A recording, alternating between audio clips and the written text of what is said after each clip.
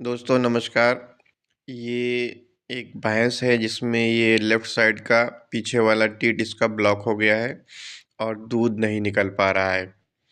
तो इसमें ये करीब 2 महीने की बफ़लो ब्याई हुई है और इसको इसमें हुआ क्या है, धीरे-धीरे नैरोइंग हुई है उस T25 की। फिर उसके बाद ये कंप्लीटली ब्लॉक हो गया है। तो ऐसे केस में ये देखा जाता है कि मतलब ब्लॉकेट कैसा है।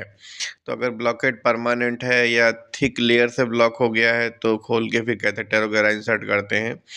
और अगर ये नहीं है या बहुत पतली लेयर बनी है, कभी-कभी क्या होता है कि सब क्लिनिकल मेस्टाइटिस में भी मतलब थन जो है वो ब्लॉक हो जाता है, एक पतली सी लेयर T25 पे बन जाती है।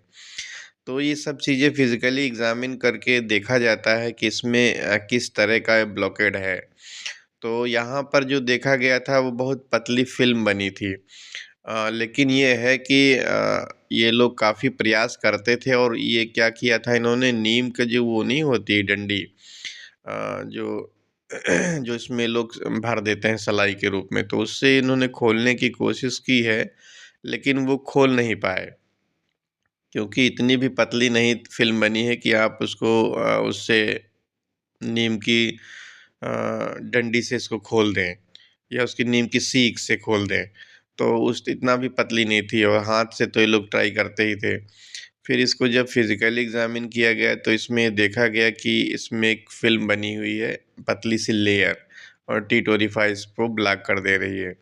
तो उसको हमने रिमूव किया, रिमूव करने के बाद अ, अब उसको हमने, पहले मैं सोच रहा था कि इसमें इसको रिंग ब्लॉक कर दें, लेकिन इतना के लिए ज़रूरत नहीं पड़ी, क्योंकि कोई बहुत मेजर सर्जरी टीथ की नहीं है या कोई उसको उस तरह से कोई कट नहीं गया है या अंदर अ,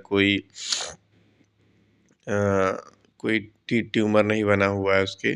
तो ये बहुत नॉर्मली ही इसको हम लोगों ने खोल के निकाल दिया था। तो इस तरह के केस फील्ड में बहुत सारे कॉमन रहते हैं, लोग उसको दवा से ठीक करते हैं, दवा से नहीं ठीक होगा।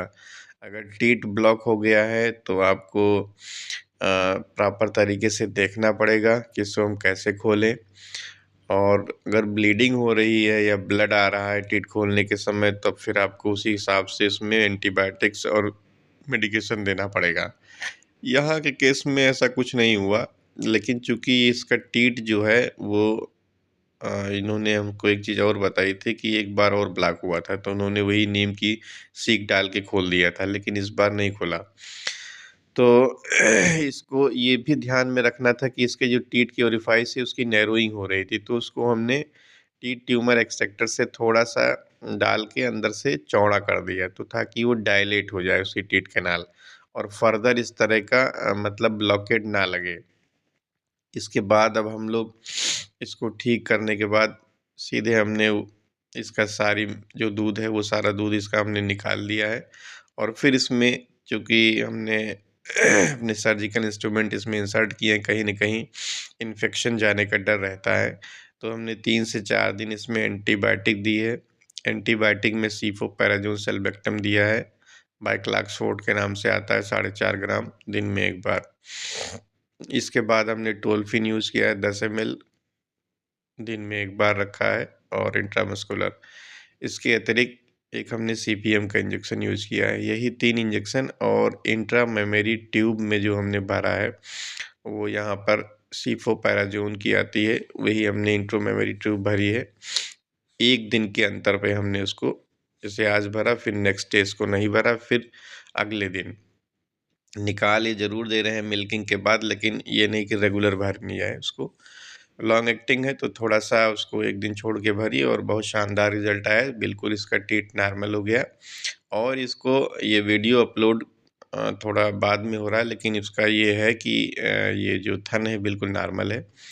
और इसके मतलब इसका इस थन का, जैसे कहते थे ना कि ब्लॉक लग जाता है, वो दोबारा नहीं हुआ है। क्योंकि हमने इसकी जो टीथ ओरिफाइस है इसको हमने वाइड कर दिया था। वाइड इन द सेंस कि ये नॉर्मल पोज़ीशन पे ले गए थे इसको। इस तरह से इसको ठीक किया गया।